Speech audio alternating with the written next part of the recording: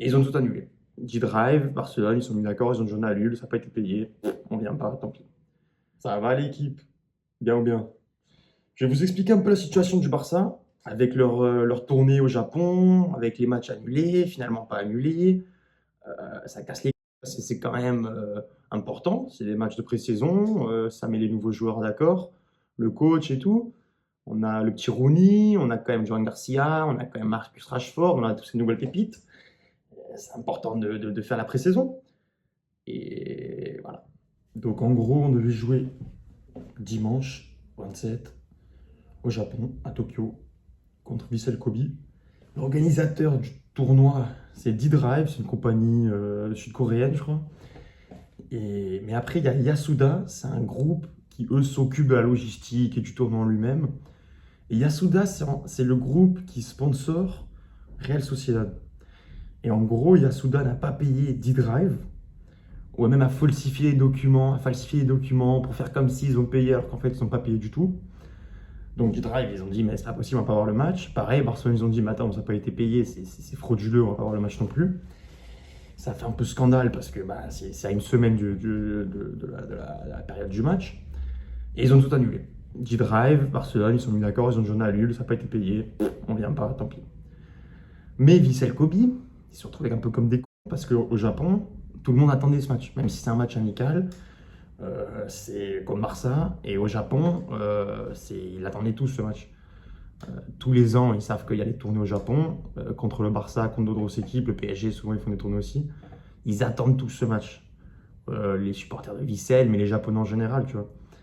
Et donc ils avaient trop le seum. Et donc Rakuten, qui est les propriétaires de l'équipe Vissel Kobe, et aussi évidemment nos anciens sponsors à Barcelone, ils avaient l'air de gros cons, parce que tous les Japonais qui attendaient à voir le match contre Barça ce week-end, ils n'allaient pas l'avoir du tout. Ceux qui ont payé les sièges, ceux qui sont prêts et tout, ben, ils n'ont pas à voir le match. Donc Rakuten et Vissel Kobe avoir l'air de cons. Donc Rakuten, hop, a pris en charge la mise que Yasuda n'a pas payée pour que le match continue et ait lieu effectivement dimanche 27. Donc, à ce qui paraît, le match aura lieu dimanche 27, normalement. Et le coup de merde, il a été fait par Yasuda, cette compagnie contractuelle qui était en charge de la logistique et de tout ça. Et ben voilà. Et eux, à Skip, c'est les sponsors de Real Sociedad. Donc, on comprend vite le complot. Non, je rigole, je ne vais pas abuser. Mais voilà. Donc le scandale, il a eu lieu à cause de ce groupe qui a falsifié ses documents pour essayer d'être frauduleux, de rien payer. Et donc voilà. Donc Rakuten est venu comme des héros. Ils ont payé la mise, ils ont mis les coups sur la table. Et voilà, le match aura lieu. Je crois que Rashford, en plus, il a eu le feu vert pour aller jouer ce match d'entraînement au Japon et faire la tournée en Asie, Japon, Corée du Sud. Donc ça, c'est cool, on va pouvoir voir Rashford première minute peut-être avec le milieu du Barça.